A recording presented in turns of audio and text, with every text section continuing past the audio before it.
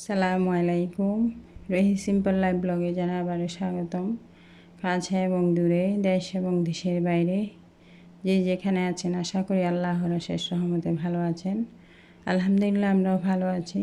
আজকে আমি আরেকটি নতুন ভিডিও নিয়ে চলে আসলাম আপনাদের মাঝে। আশা করি ভালো লাগবে। এই তো এটা হচ্ছে তাও আমার ঘুরতে যাওয়া কিছু অংশ এভাবে একটু একটু করে শেয়ার করতেছি। এটা হচ্ছে পতাকা এই দেশের। দেখেন কত উঁচু ভাবে দিয়েছে, অর্থাৎ একদম যাতে দূর থেকেও সহ দেখা যায়। আমার ক্যামেরাতে এতটুকু আসেনি লাইটের আলোর জন্য, দিনের বেলায় দূর থেকে যাতে দেখা যায় এই ওইভাবে এটা সেট করা হয়েছে। এই তো এটা হচ্ছে ফুটবল খেলার মাঠ। এখানে ফুটবল খেলার মাঠগুলো দেখতেছেন ঘাসে ভরা। এটা হচ্ছে কার্পেট, এগুলা এমনি অরিজিনাল ঘাস নয়। তারপর চারিদিকে নেট, উপর দিকে নেট, বল যাতে উড়ে যাইতে না পারে এরকম। এখানে খেলার মাঠগুলো এরকম। আমি একটু করে শেয়ার করলাম। এখানে আমার ছেলে, বন্ধুরা, তারা স্কুলের ফ্রেন্ডরা মিলে সবাই খেলা করতেছে। এই ভিডিওগুলা ও ফ্রেন্ডরা ওকে দিয়েছে, আমি এখানে একটু শেয়ার করলাম আপনাদের সাথে কীরকম এটা দেখার জন্য আর কি। বোঝা যাচ্ছে কিনা জানি না, কতটুকু বোঝা যাচ্ছে। চতুর্দিকে নেট, জালি, তারপর উপরেও নেট, তারপর নিচে হচ্ছে এগুলা কার্পেট। কারণ এখানে তো সব পাথর আর বালি আর পাথর, ছুটকে পড়লে তা পা ছিঁড়ে যাওয়ার সম্ভাবনা থাকে। এগুলো হচ্ছে বুড়ি পরিষ্কার করে এখন আমি রান্নার জন্য সব কিছু দিয়ে নিয়ে নিচ্ছি বড়িটা। এভাবে যদি একটু করে লবণ, হলুদ, তারপর লেবু দিয়ে একটু বয়েল করা হয় আর কি, 5-10 মিনিট যদি বয়েল করা হয় তাহলে বড়ির স্বাদটা বাড়ে, দুর্গন্ধমুক্ত হয়। আমরা অনেকে অনেকভাবে রান্না করে থাকি, আমরা কম বেশি সবাই জানি। তারপরে এর মধ্যে কিছু না কিছু ব্যতিক্রম থাকে শিকার আর কি। এই বুড়িটা এভাবে বয়েল করলে এই দুর্গন্ধমুক্ত এটা হয়। আমি তাও কি ইউটিউব থেকে শিখলাম, আগে কিন্তু জানতাম না। তাই আর কি আপনাদের সাথে শেয়ার করলাম। এখানে আমি সব কিছু নিয়ে নিছি মশলাপাতি।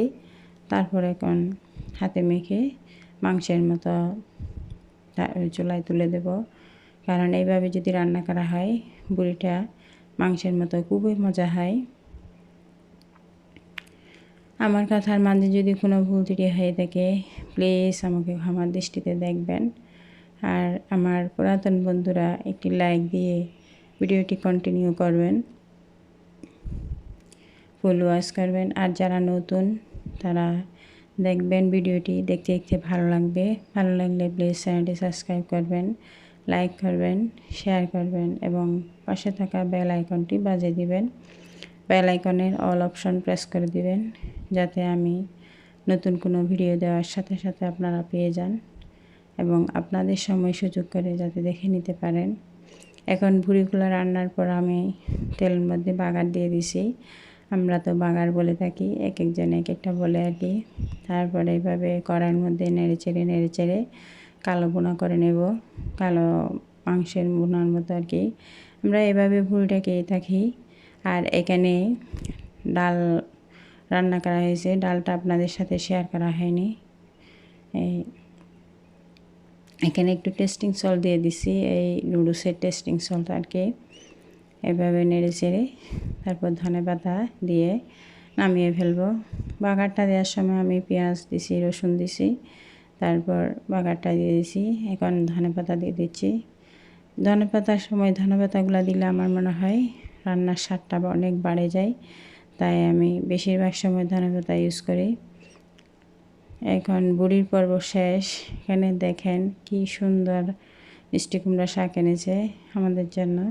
এই বছরের প্রথমবার আমাদের জন্য মিষ্টি কুমড়া শাক নিয়ে এসেছে। তাও একজন বিক্রি করতেছে, আমাদের দোকানের স্টাফ কিনে নিছে, আমরা সহ খেয়েছি। শাকগুলো খুবই সুন্দর ছিল, একদম ফ্রেশ, কুচি কুচি। সাথে সাথে দেরি না করে কেটে বেছে নিয়ে রান্না করলাম। সত্যি খুবই মজা হয়েছিল। শাকগুলা। এই তো আমার ভয়েস দেওয়ার সময় জানি না এসির কোনো আওয়াজ আসতেছে কিনা, যদি কোনো বাইরের কোনো আওয়াজ আসে প্লিজ ইগনোর করবেন, কারণ এখন তো গরমের সময়, এখানে এসি ছাড়া চলেই না, এসির একটা আওয়াজ। এখানে আমি শাকগুলা জন্য পানি নিয়ে নিছি, পানি নিয়ে তারপর এরকম বড় হাঁড়িতে পানি নিয়ে ধুলে তারপর শাকের মধ্যে বালি থাকে না আর কি, ছোটো হাঁড়িতে যদি ধোয়া হয় তাহলে বালি থাকে, আমি এভাবেই পরিষ্কার করে থাকি। এই তো। আর আপনারা প্লিজ সবাই ফুল ওয়াশ করবেন, আমি সারা দিন কাজ করে করে সবার ভিডিও ফুল ওয়াশ করি। আর যারা ফুল ওয়াশ এবং লাইক প্রয়োজন তারাও আমাকে বলবেন, আর যারা বড় কমেন্ট প্রয়োজন তারাও আমাকে বলবেন। আমি কিন্তু ছোট্ট করে একটু কমেন্ট করি, লাইক এবং ফুল ওয়াশটা দিয়ে থাকি, কারণ আমি মনে করি বড় কমেন্টের চেয়ে লাইক এবং ফুল ওয়াশের দরকার বেশি, প্রয়োজন বেশি, এটা মনে করি আমি।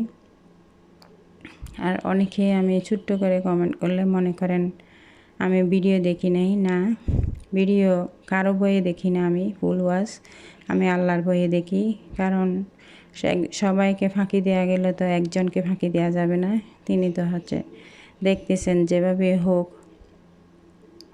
দেখবেন উনি। এখানে আমি শাকগুলো রান্না করে নিচ্ছি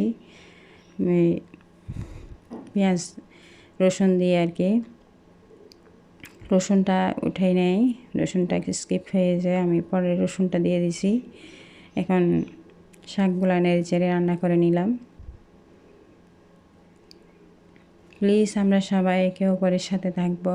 আমি বললাম তো আমি একজনকে ভয় করে ভিডিওটা দেখি, এখানে না এখানে ফাঁকি দিচ্ছি, ঠিক জায়গায় তো আমাদের হিসাব দিতে হবে, কাকে কতটুকু দিলাম কেন বলেন, ওইটা বলতে পারেন। আমিও তো একজন কন্টেন্ট ক্রিয়েটার, কারণ যদি আমাকে আপনারা ফুল ওয়াচ দিয়ে থাকেন, সময় দিয়ে থাকেন, যদি আপনাকে আমি না দিই তাহলে এটা কি হিসাব বরাবরই থেকে যাবে, কারণ একটু বিন্দু পরিমাণ হিসাবও কি বেশ কম হবে না, কম বেশি হবে না, আল্লাহ সব কিছু সমানভাবে বিচার করবেন, এটা মনে করি, এটা ভয় করি আর কি।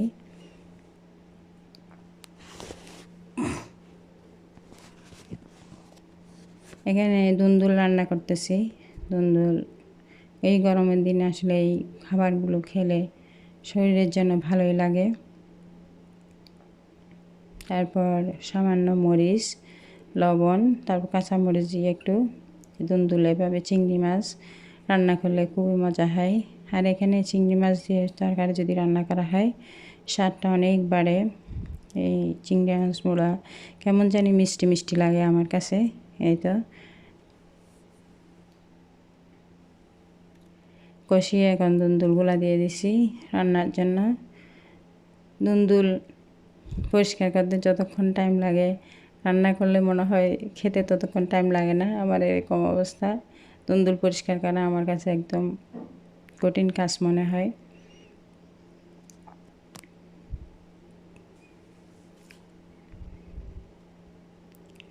এই তো কালারটা দেখেন খুবই সুন্দর এসেছে দুন্দুল রান্নার কালারটা। এই হালকা মরিচ এবং হলুদ, তারপর কাঁচামরিচ দিয়ে এভাবে চিংড়ি মাছ দিয়ে রান্না করলে খুবই টেস্ট হয়। তারপর পানি দিতে হয় না, একটু পানি দুন্দুলের পানি দিয়ে যদি রান্না করা হয় আরও বেশি মজা হয়। এখন ধনেপাতা দিয়ে দিচ্ছি।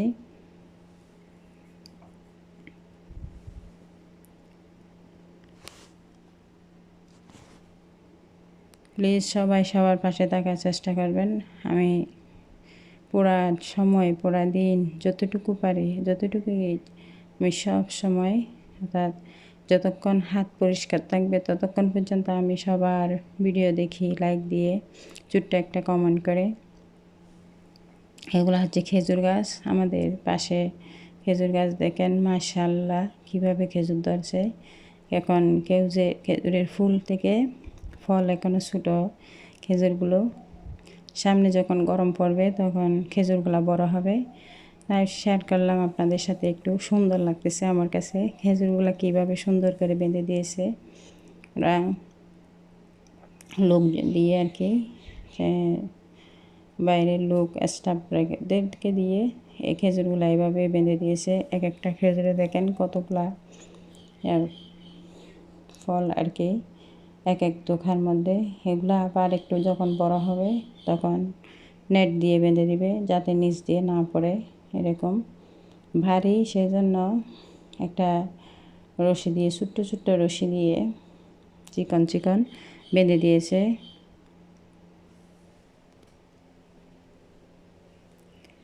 খুব সুন্দর লাগছিল আমার, তাই আপনাদের সাথেও একটু শেয়ার করলাম খেজুরগুলা। এখানে গাছে অনেক খেজুর হয়, কারণ ওরা রস কাটে না গাছ থেকে। দেখেন একটু, আমি একটু করে ভিডিও করছি, কতটুকু বোঝা যাচ্ছে জানি না। এই একটা খেজুরে কত খা খেজুর দেখেন।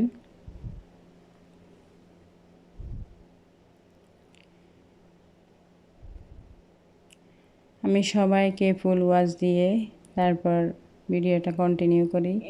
জানি না কারা কারা আমাকে ফুল ওয়াশ করছেন, কিন্তু লাইক দিয়ে চেক করলে দেখা যায় আমি অতটুকু করি না, কারণ ওইটা চিন্তা করি আমি দেখলেও করবে, না দেখলেও করবে, সেজন্য আর অতটুকু চেক করি না, কারণ এক সময় তো হিসাব দিতেই হবে। এগুলো হচ্ছে বিড়াল, আমার বড়ভাবে আমার জন্য ভিডিও দিয়েছে। দেখেন কি সুন্দর লাগতেছে, চুলার ভিতরে বসে আছে, মনে হয় ইঁদুর ধরবে, সেই জন্য এরকম সুন্দর করে বসে আছে। তারপর এখানে আমি সালাদ তৈরি করতেছি। সালাদ, বুড়ির সাথে সালাদ এবং ডাল, এই দুইটা বেশি ভালো লাগে আমার ফ্যামিলিতে, এবং মাংসের সাথেও।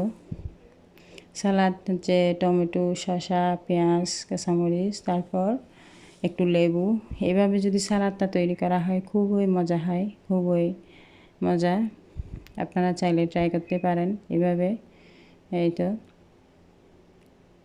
আজকে বিকালের নাস্তায় ছিল এই ফেন্নিকে একটু ঘন করে রান্না করে তারপর এভাবে পরিবেশন করেছি ফ্রিজে রেখে আর কি। খুবই ভালো লাগছিল ঠান্ডা ঠান্ডা, কারণ গরমের দিনে আর তেলের খাবার তো ভালোই লাগে না, তাই আমি এভাবেই খাবারটা তৈরি করেছি।